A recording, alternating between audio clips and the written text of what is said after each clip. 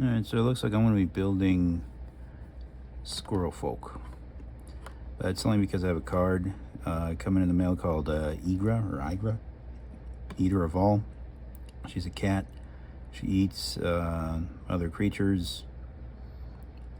And I want the deck to be just cute, cuddly creatures and Bad Kitty eating them all. Alright, so again, I'm going to try to sleeve these as I get them. And here we go. Yep.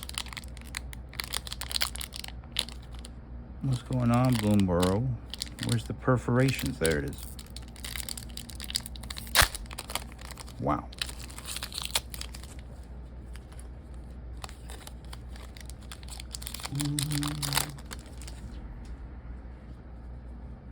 See what kind of tokens we got. Crag Flame. And, ooh, there's our foil. That's cute. It's an otter on what looks like a trireme design. Oh no. What do you call this? That steering pedal. Is that a chameleon or a frog? Oh, it's a frog wearing a hat. That's cute. Okay, let's see what else is in here. We have Thought Shucker, Starlit Soothsayer, Water Sprout Warden, Longstalk Brawl, Pond Prophet, Sazakap's Brew, Tempest Angler, Bark Knuckle Boxer, Mind Whisker, Jolly Gerbils, Heirloom Epic, ooh, the Storm Splitter, and a Cool Mountain. All right, I'm gonna bag these up and then I'll open the next pack. Well, you know what? The thought occurred to me that there might be people out there that enjoy watching somebody sleeve cards. And personally, I don't understand why somebody would enjoy watching someone else sleeve cards, but there's all kinds of stuff on YouTube. Like I saw there were these people that were doing downhill marble races where they would carve a racetrack in the beach sand and then just throw marbles down there, and they're super excited about it, and they're doing like commentary as if the marbles were like horses on a racetrack or something. So I don't know, you never know what people are going to be interested in. And so I think I'm just going to go ahead and include me bagging these after I rip them from the packs. I'm trying to see where the little mini holes are to open the packs. Ah, there you go.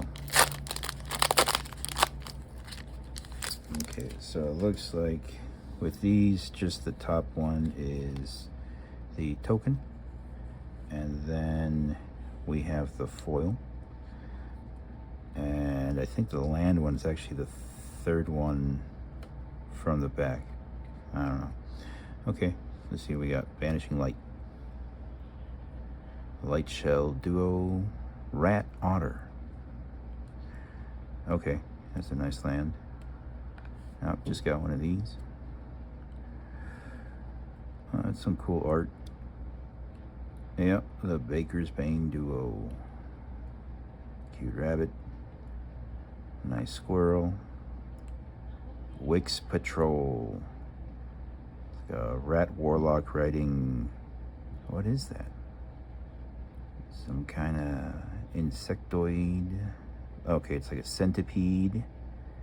And then the big mandibles. Oh wow, my finger's really dirty. Yeah, I don't know what that is.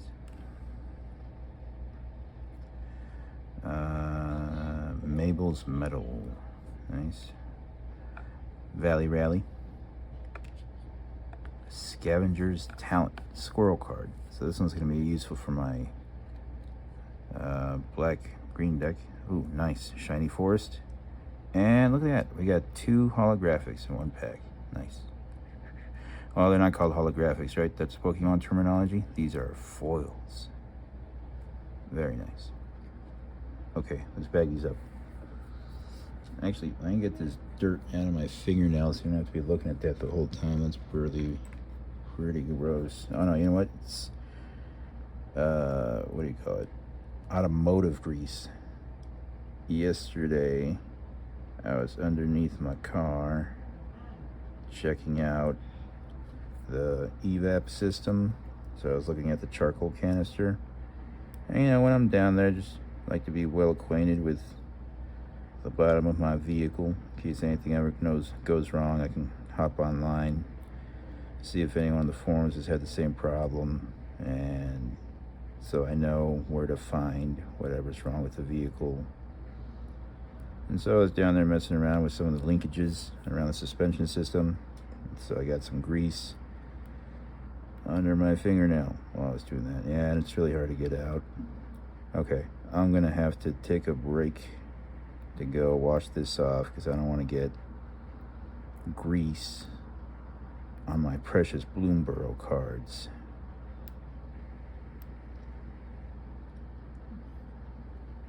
I just want my cards to be pure. Okay, I'll be right back.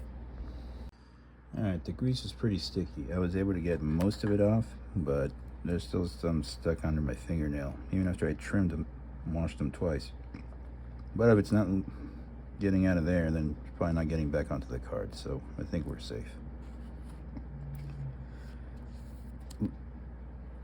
Oop, hold on. I feel something in here. What is that? Oh, there's something. Yeah. Just a little piece of detritus on there.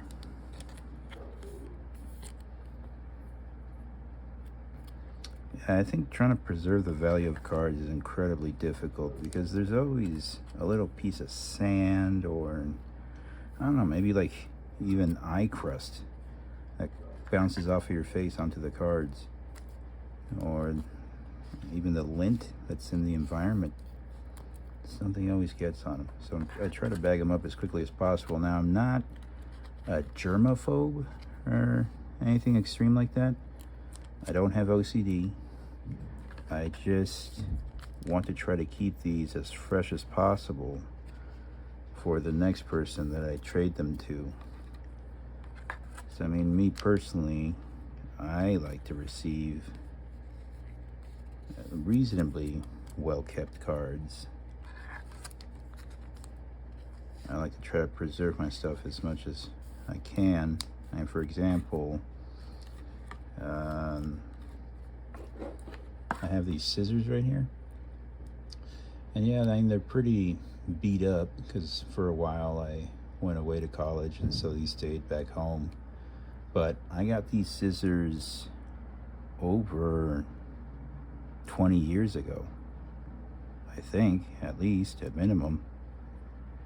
And when I came back from college, I took them back, and it's pretty much the only pair of scissors that I've ever owned. And it's not because I can't go out and buy more scissors, it's just that, I don't know, I think from an early age I was taught to take the best care I could of my stuff.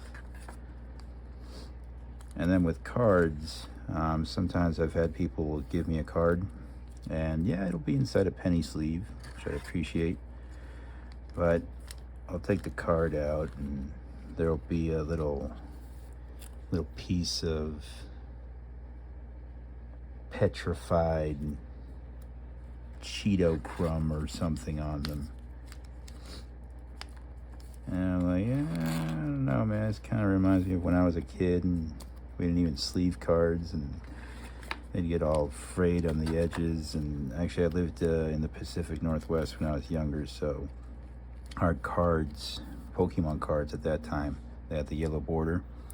Because the environment was so humid out there, they would get these little tiny pinpoint dots all along the edge of the cards.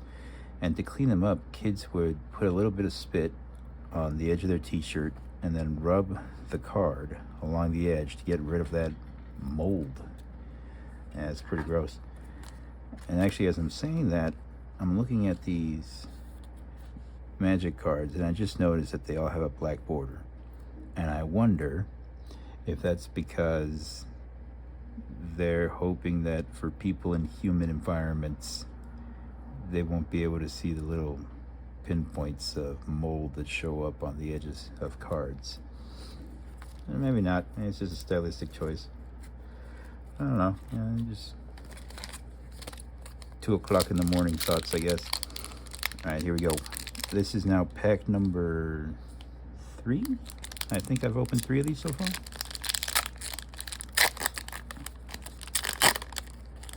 I forgot to bag the token.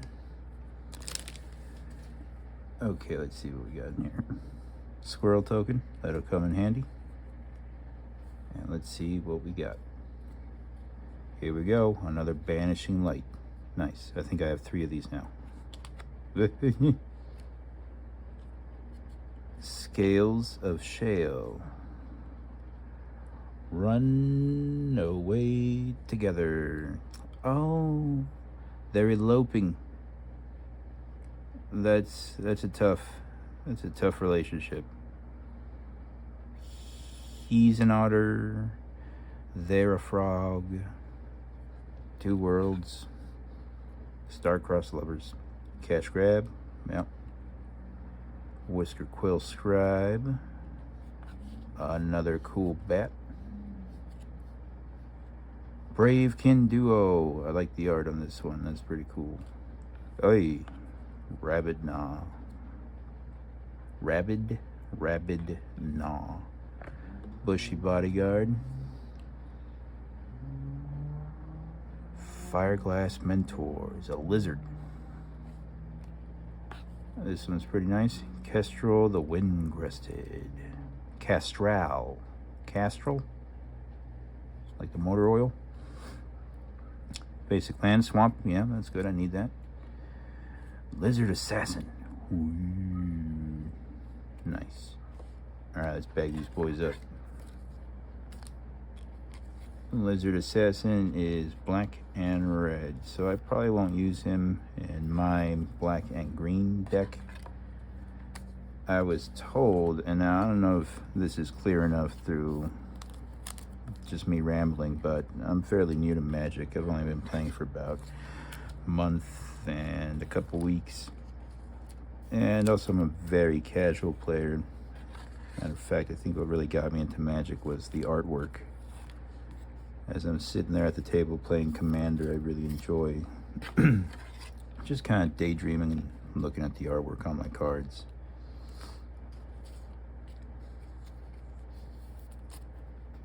What was I saying? I forgot.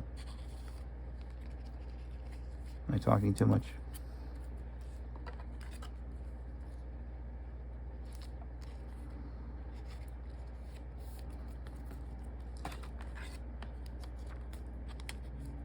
By the way, this booster box and then the Edge of Eternity's booster box are really the first time in my life, and at this point I'm 36, soon to be 37, that I have ever gotten to open booster packs. And so, yeah, and I haven't been into trading card games since I was maybe 9, back in like 1999. At that time I was into Pokemon, but my parents not only could not afford Pokemon cards, but I don't think they could have ever understood why in the world a pack of cardboard would be worth $5 or whatever it was back then. I think it was $5 for a pack of cards back then, but to be honest, I don't know. I haven't looked at the prices. It just sounds right. $5, maybe $3. I don't know. But that's the cool thing about growing up, getting your education, being an adult with no responsibilities really other than rent and, you know, just being good to your friends and family. They have all this time and disposable income. Alright, looks like we got a cool art card. Who is this? Wow. Looks like a water... Oh, I know who this is. I think this is the artwork of Justin Gerard. And the reason I think that is this cluster of onlooking frogs back here. One thing that I've noticed about Justin Gerard's work is that there's always a sort of light around characters, even in the background. You see how there seems to be like this halo effect around the fox, but also these guys back here are illuminated. Even this guy that's in the shadow, he's still pretty bright around his face. All right, let's see if I was right or if I know nothing about art. Yep, Justin Gerard, amazing artist. His wife is also an artist. I don't follow her artwork as much, and I forgot her name, and I don't know how to video edit, so probably have to look her up. But her art's a little more, I think, what would you call it? There was a period in art, I think before the Baroque period, that her art reminds me of a lot. Alright, Guild Dive Duo. Finch Formation. Oh, I skipped one. What did I say? Warren Elder. These look a lot. Probably more like Easter bunnies than any that I've seen so far. The Finch Formation. Yep, we got that. Roughshod Duo. Corpseberry Cultivator, got a few of them already. Pollywallop, nice. Ravine Raider. Sinister Monolith. Looks like a scythe. Kingfisher, sorry, Nightfisher, but it's a kingfisher. Oh wow, Feather of Flight. I think with this one, well, no, okay, that makes sense. Yeah, the card is an enchantment. It gives you Angel's Wings, where otherwise you might not have Angel's Wings. That, I don't know if that shows up. That looks like a speck of dust, but it's actually part of the artwork. The wings are kind of semi-transparent, but yeah, I don't know. I wouldn't have painted it like that. Bandit's Talent. Bats are cool. And we have Thorn Vault Forager. This is a rare. What does it do? You can add green, forage, add 2 mana in any combination of colors. To forage, exile 3 cards from your graveyard, sacrifice a food. Search your library for a squirrel card, reveal it, put it in your hand, then shuffle. Neat. And a cool mountain. And, whoa. The Honored Dray Leader. Nice. All right, let's bag them up.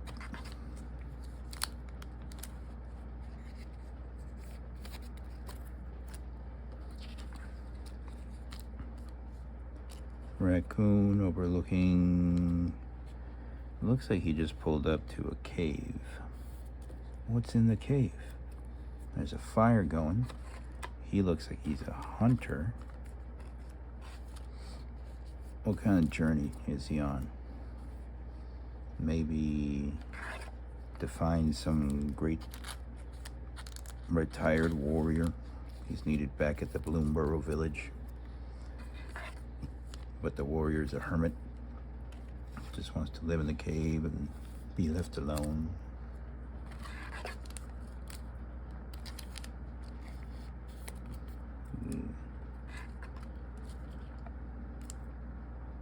Okay, the Sinister Monolith. Looks like there's a dead snail there.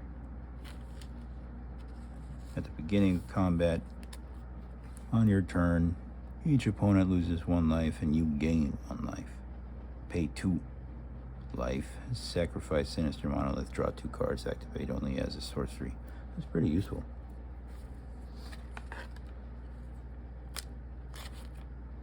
This guy's cool.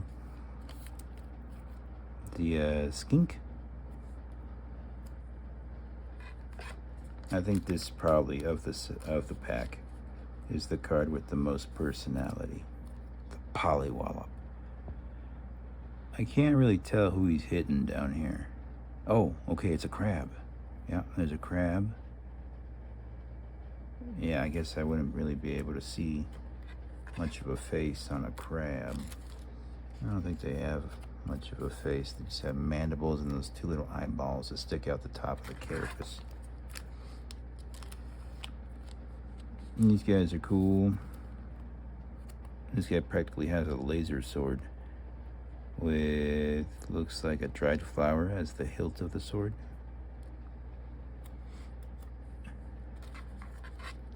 I think one thing that I enjoy about Bloomburrow is when you see how the animals repurpose things from their environment as clothing or weapons. Like for example, these little rabbits have used what look like flower stalks, might be lupin, as his staff. I enjoy that. And I mean, these guys are cool, but here, like the fabric, that's just, you know, that's like wizard gear. You don't really see where this used to be something from the natural environment that they put on. Like this, they have little bats weave them up, their little wizard robes. You see how this guy is wearing little leaves and flowers? This, I don't know what's going on with that. Is his glaive made of wood? And it's enchanted to be flaming? I don't know. Well, it's fun to think about. I keep forgetting to bag my tokens. And now my art card. Alright, let's see what's in here. Sword. Yeah, it looks like the sword's made of crystal? Ice? It's definitely...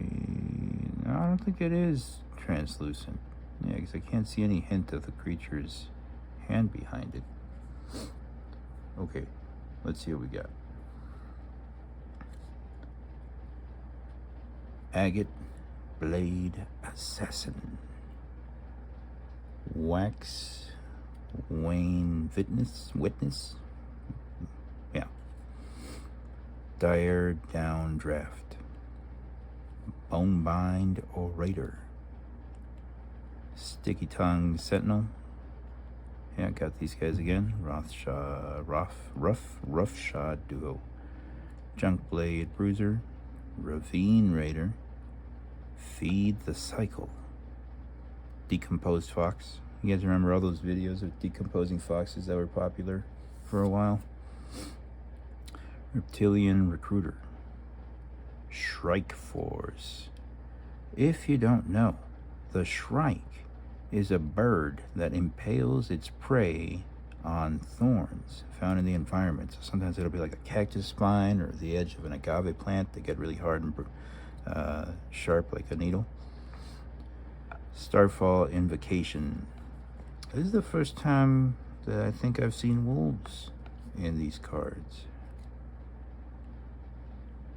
Basic Land Mountain. I am starting to feel that it's kind of lazy, that they pretty much just use the same template and then just change the color or change the plants a little bit. I don't know, how do you guys feel about that? I feel like, you know, just kind of get things out the door as quickly as possible. Alright, Glide Dive Duo. I think the foil treatment on this actually makes it harder to see what's going on and appreciate the artwork than the non-foil.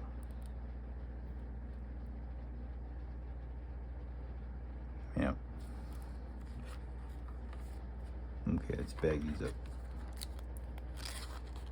Mountains. The wolves.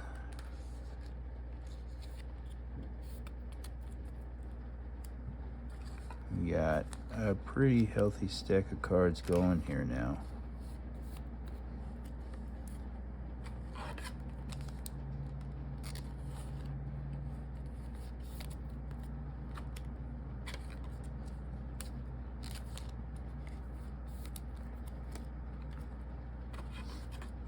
And so I think this is a pretty cool experience, but do I think it's worth it to buy a booster box and just sit here ripping cards? I don't know. I think, I mean, it is basically gambling, right? I don't think you're very likely to ever get your money back from ripping cards. I think where it's worthwhile is to just kind of get it out of your system, to experience being able to sit here and just rip cards for however long. And I think after this, I'm not really going to feel the need to buy something every time I'm over at the card shop, which is probably not what card shop owners want anybody to say or think or be out here telling people. But in this economy, I have to be a little more frugal. Oop, what's this down here at the bottom? See that? Did I do that? Or did it come out of the pack like that? It looks like a little bit of grease and a dent. Who made that dent? Okay, got rid of the grease, but it's still dented. Yeah, that's the other thing is, in terms of like, I don't understand the craze behind Pokemon scalping.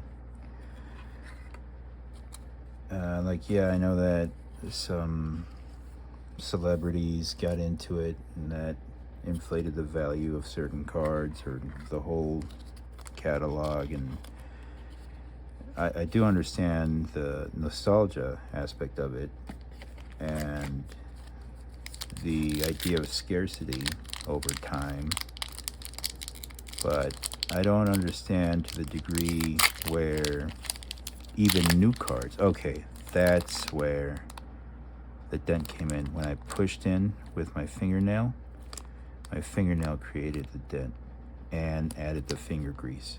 So when I pulled this way and I pushed that way, the first card got beat up. So I'm going to see if I can avoid doing that on the other packs going forward.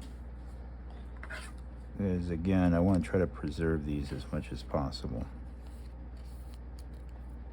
Alright, we got another art card. That's pretty nice. Shame that I dented it. And this is by Chris Ron, Ember Heart Challenger. It's cute. Oh, he's fighting a snake. Okay, so now I think the rest of these should be all business. A carrot cake. I do enjoy carrot cake. Oh, sorry about the earthquake. I'm just shifting back here. Carrot cake. Night Whirl Hermit. Yep, there's two cards. Kindle Spark Duo. Creature Lizard. I like this guy's face. It's kind of a silly face. Snubby nose. Oh, this is the first time I've seen a mole, I think. And this is Fountain Port Belle. Oh, it's a gingerbread bunny cookie. Sugar coat. Otters Yeah, people like their otters. I like real life otters, but in terms of the cards, I'm okay with otters. Not my favorite. Don't hate them or anything. I think I like the chipmunks or whatever this guy is. I like those better. Gossip's talent. Nice, a snapping turtle. I do like snapping turtles. Basic land, island. Ooh. I believe this guy is a sought-after commander. And here we have him in foil. Neat. What does he do? Whenever you cast... I don't feel like reading it. Yeah, he's an otter, and I know people like him, but I don't know. He doesn't really speak to me in a significant way. You know what? But maybe he speaks to you in a significant way. Let me read him. Whenever you cast a spell, if it's the first instant spell, the first sorcery spell, or the first otter spell, other than Alania you've cast this turn, you may have target opponent draw a card. If you do, copy that spell. You may choose new targets for the copy. Maybe I had some dyslexia or something, but all that just kind of went in one ear and out the other for me. I don't know. It just at the local shop that I play at, a lot of people play blue decks, and it just kind of turns me off of them. Like, they're just gonna be sitting there countering each other for a good part of the game, and I kind of get bored, and that's when I retreat to just look at the artwork on my cards as I'm sitting there on the table waiting for them to finish arguing and countering each other. And yeah, is it my turn now? Did I hear someone say pass?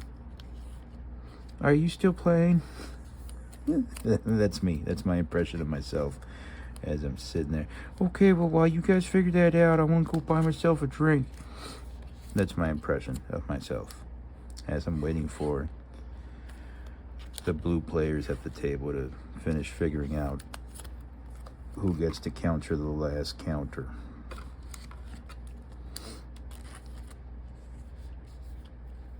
This mole is cool, man. I like this mole.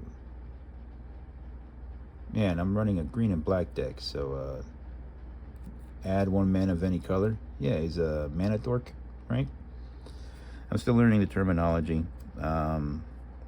I occasionally watch the Tolarian community college videos, and so that's where I get my terminology. I'm trying not to watch too many videos myself about card building, or I guess it would be called the meta, because I feel like discovering that for myself is a big part of the genuine experience. Like, I know that there are websites where I could go and they could take my hand and help me build the best deck possible for my budget or whatever it is, or skill level, understanding, I don't know. But I feel like that takes a lot of the fun out of it. I don't know. Maybe it's just my hobby versus your hobby sort of thing. Okay, so this time I try to open them from the top, and let's see if that's a better alternative. Yeah, okay, so like I was saying before with the Pokemon thing, I don't understand how people are paying so much for like unsleeved cards and stuff, because the second you start interacting with them, they start to deteriorate. Oh, hold on. I am out of, oh, here we go. I'm almost out of penny sleeves, and I will have to get some more, because yeah, like every point where you make contact with the card starts to deteriorate. So I think even the ones that are rated 10s or whatever, I don't think they're ever going to be perfect. It's just simply impossible. Yeah, I don't think I believe in the rating systems either. But look at this, Mouse Soldier. So cute. He's wearing a petal as a tabard over. Nope, that's not a tabard, because he's already wearing a tabard underneath, the one that's held down by the belt. So what is this? A poncho. He's wearing a poncho. I don't know why I said it like that. I speak fluent Spanish, so I can say poncho. He's wearing a poncho. A blanket with a hole cut in it. Early winter. Alright, the opening card fatigue is getting to me. I forgot that I was going to reveal them first and then bag them. But see, even as you're revealing them, yeah, that adds an extra moment where you have to pick them up to bag them later. And that could introduce sand or detritus. Oh, look at this. There's a dot here, missing ink.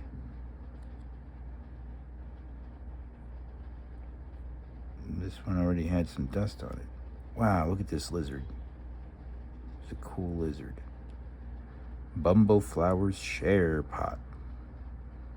Bumbleflower Share Pot enters, create a food token. It's an artifact with 2, sacrifice Bumbleflower's Share Pot, destroy target non-land permanent. Activate only as a sorcery. Yeah, it'll be a useful card. Longstock Brawl. Beating him up with a magically overgrown stalk of broccoli. Quarters Overflow. Consumed by greed.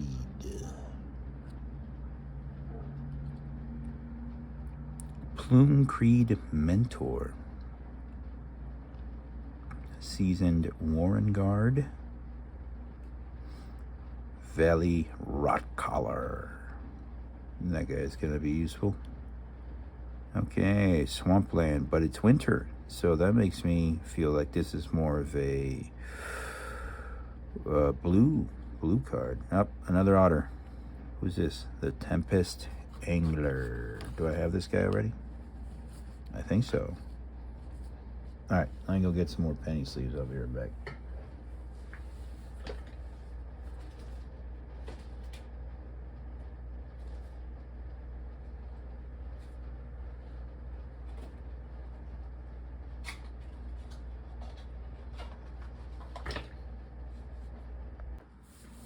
All right. Somewhere along the line, I decided that I was going to switch to exclusively using exact fit penny sleeves. And these are pretty decent exact fit, because I do enjoy double sleeving my cards.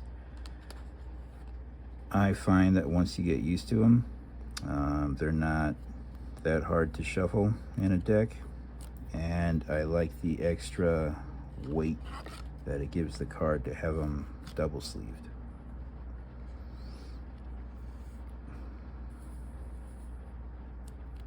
All right. And ideally, when I build my deck, I will only ever have to sleeve the card once. The inner sleeve, only ever have to set that up once, because then from there going forward, just the outside battle sleeve is what gets scratched up and worn out. So then ideally, just the outside battle sleeve is the one that needs to be changed, right?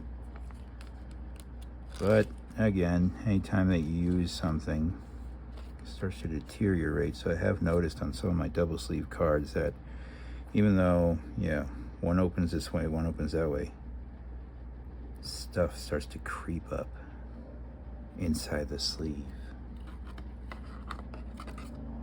I don't think I had OCD,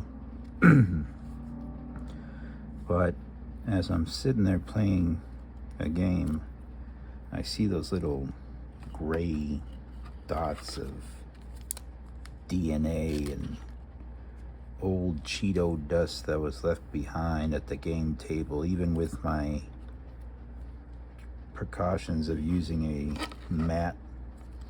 Something always gets in there. When other people touch your cards, also, you know how clean their hands are, and they leave residue on your stuff.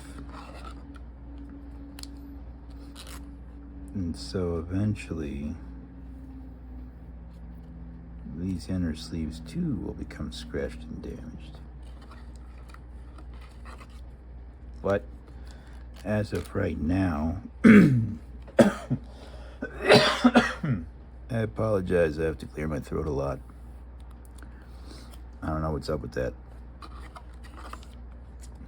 Maybe it's an impending illness.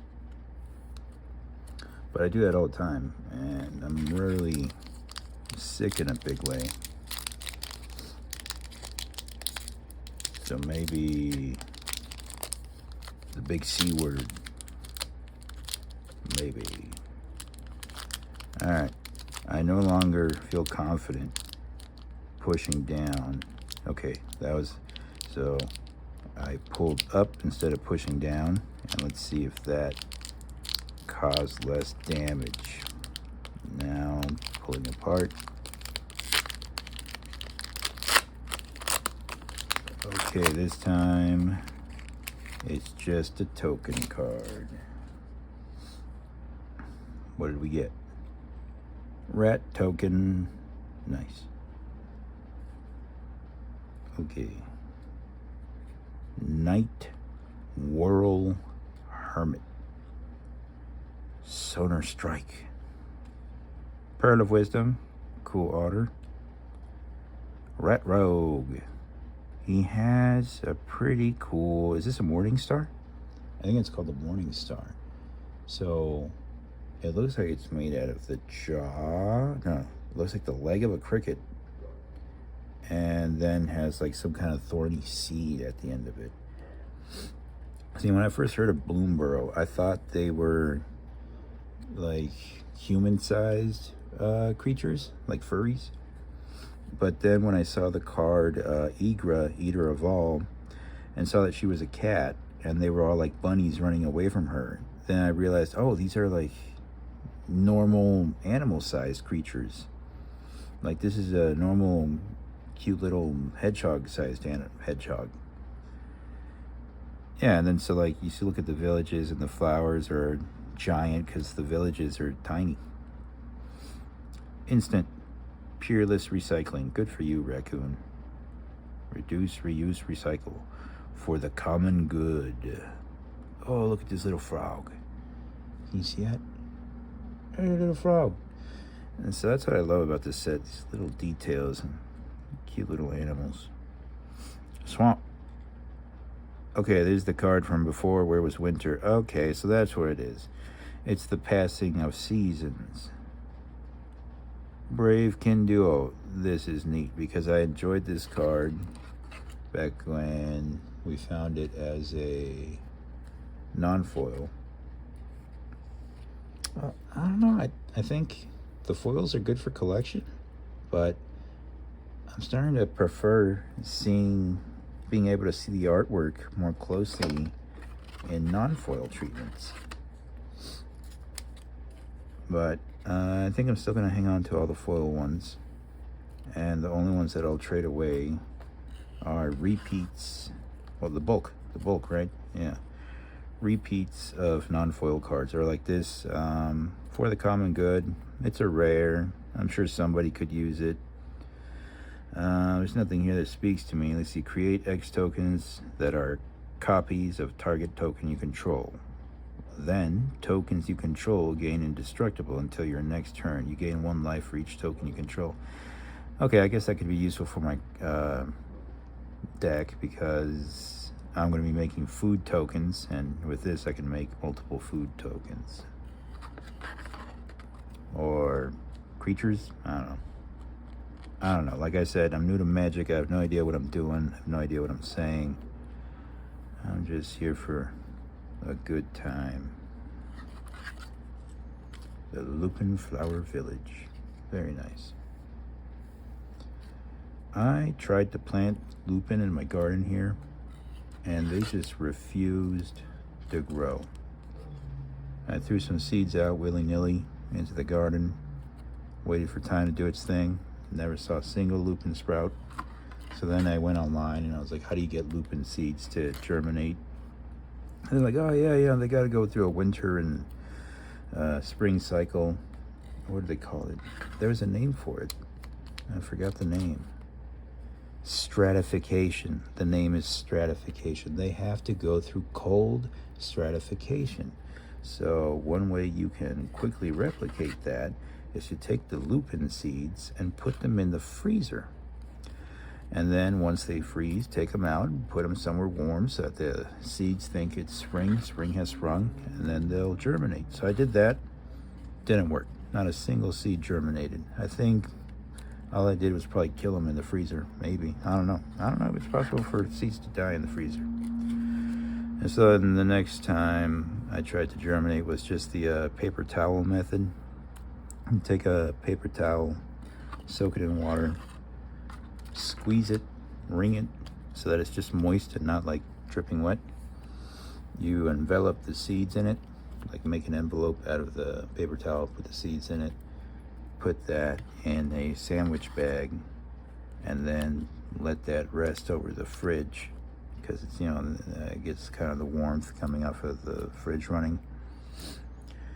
And then, yeah, they should sprout. Well, nope, didn't work. Did all that. Lupin just refuses to sprout for me out here.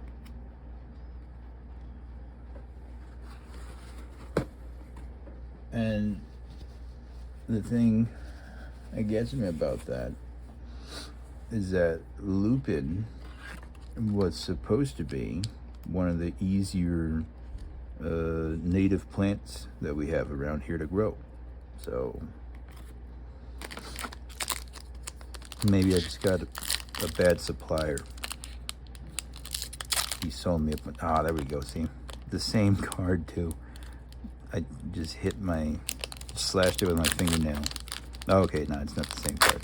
I thought it was that same Fox art card again that I just can't seem to stop slashing with my fingernail. So what's the solution? Should I file off this fingernail? How do I do that? Do I have a file? Piece of sandpaper? Okay, I have a sharpening stone. Take some of the edge off of this. Of course, that means I'm gonna have to wash my hands now, because now there's sharpening stone dust all over my thumb. Okay. I swear I don't have OCD. I promise you. I'll be right back. Okay, I'm back. How many cards have I opened at this point? This is at least 100, right? There's a little bit of air in them, but I think there's at least 100 cards here. Okay. Food. Oh, that looks delicious. Looks like some tarts, milk, almonds, nuts, a beautiful salad of pecans, strawberries, dandelions, and arugula, blueberries, oatmeal with blueberries and strawberries. I haven't had breakfast, and so I think in a few packs I'm going to take a quick breakfast break and then be right back. But I think from your perspective, it's just going to look like a cut. Sonar Strike. Uncharted Haven. This is probably the most romantic card in all of Bloomburrow. Run away together. I really hope it works out for them.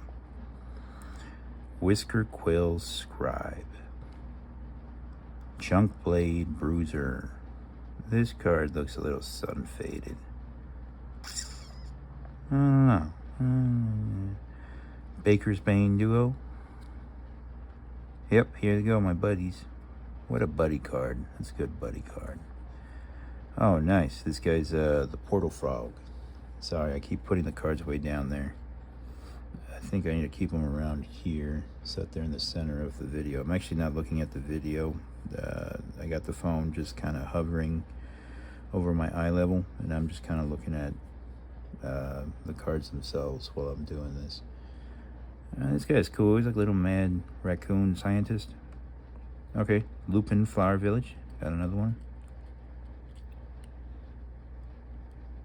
Paw Patch Formation. I think he's wearing a cabbage helmet. Balin the Haymaker. Nice. Red, green, and white. My first commander deck was the Pantlaza deck from Ishalan. It's red, green, and white.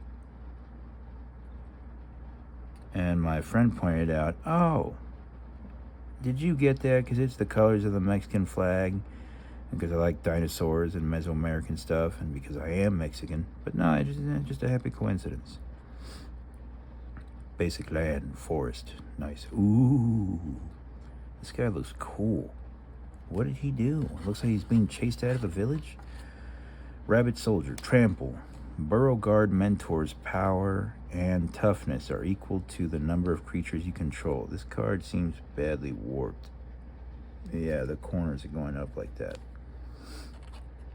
Do Magic the Gathering collectors worry about that too much? I think that's probably more crucial with Pokemon, right? Where there's a lot more competition and a lot more manufactured scarcity. That's a cool guy. I like him. He looks like a hermit. But it looks like he's being run out of town. Why is he being run out of town? I don't know. Alright, this is a cool bunny rabbit. I don't think I have a use for it. Somebody will enjoy that, though.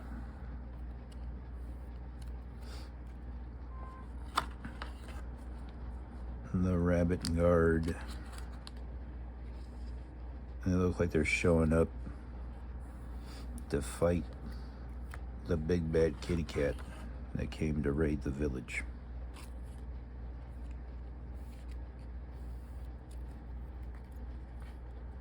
Bagging up cardboard. Bagging up cardboard.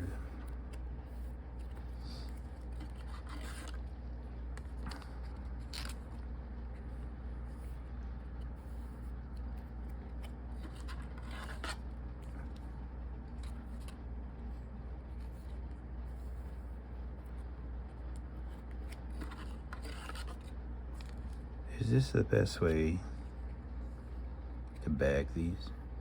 Push them into the sides and then finish up with a press along the top. I want to spread as much of the pressure along most of my finger as possible so as to not dent the card in a significant way.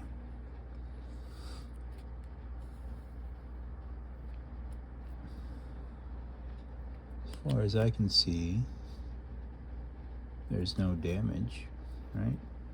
So that must be a good method.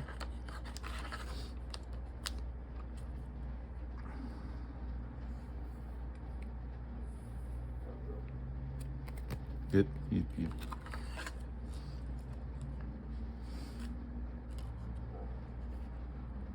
This was drawn by Painted.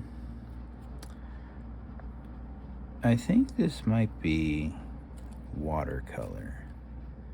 I don't know. Who knows, man? Everything's digital art these days, so it may have just been digital art. But I get the feeling that this is watercolor or colored pencil. Maybe it's gouache. We'll have to ask Omar Ryan.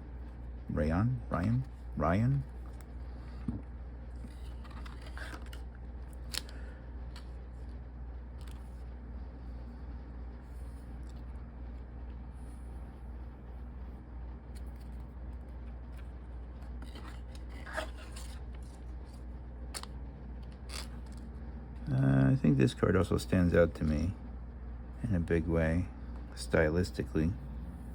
I think it's the perfectness of the circles. I think it gives me more of a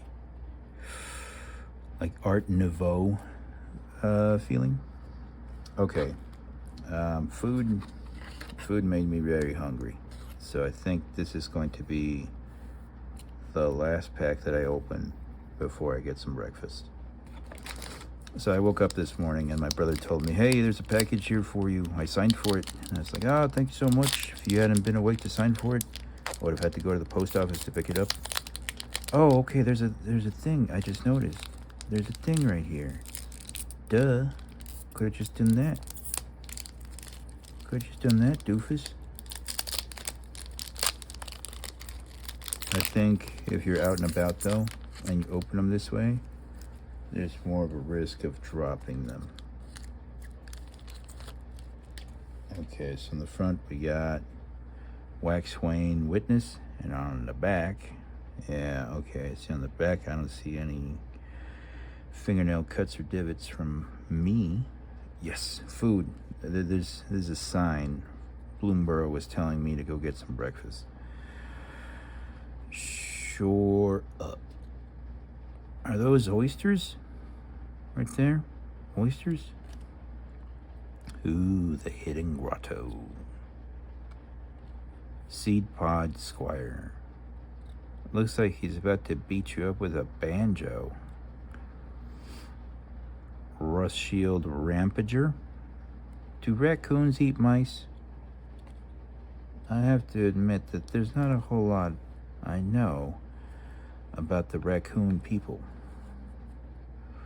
Conduct electricity.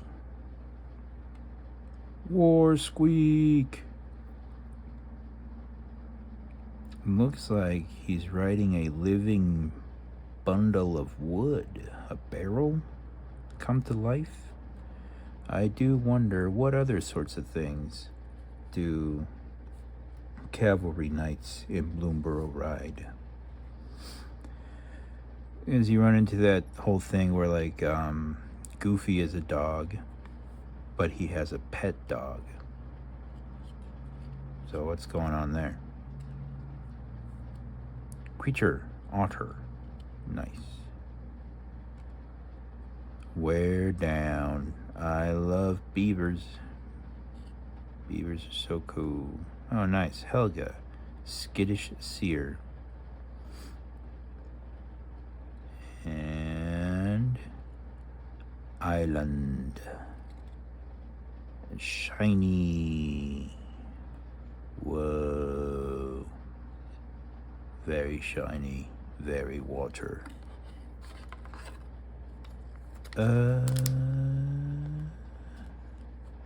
people like otters a lot? Have I asked you that already? I think people like otters a lot because I keep getting them. It looks like an otter wizard. He's catching some lightning into his staff.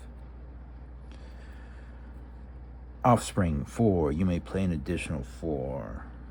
As you cast this spell, if you do, when this creature enters, create a 1/1 token copy of it. When this creature enters, look at the top 4 cards of your library. You may reveal a non-creature, non-land card from among them and put it into your hand. Put the rest on the bottom of your library in a random order. Neat. Otter Wizard. Thunder Trap Trainer. Island. I come from the island. Helga. Helge.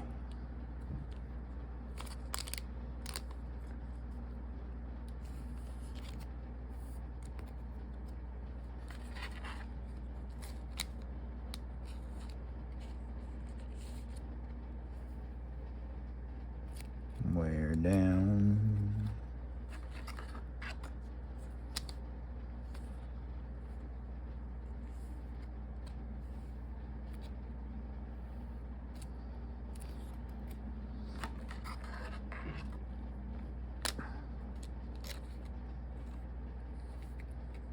Into the flood maw. Wow.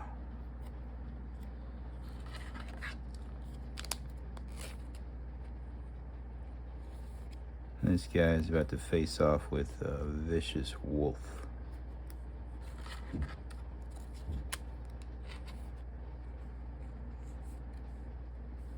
The war squeak.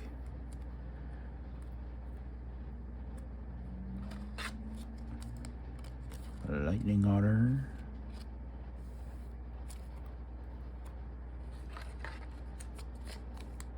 Rust shield rampager. What do they mean by rust shield? Does he have something on him that's rusty? Because I think that looks like a tree.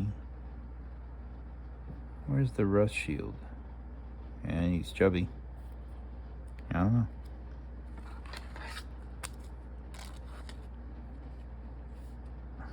Bird.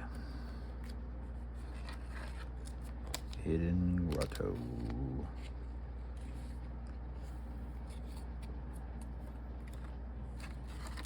Shore up.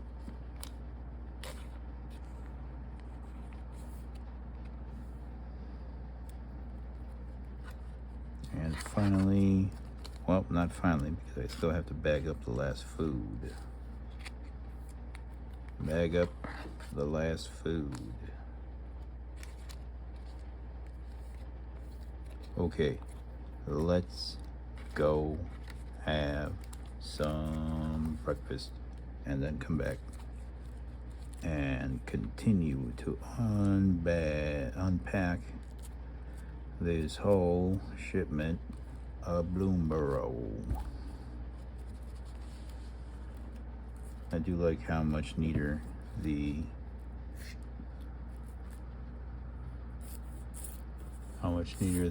exact fit cards are. Okay, I'll be right back.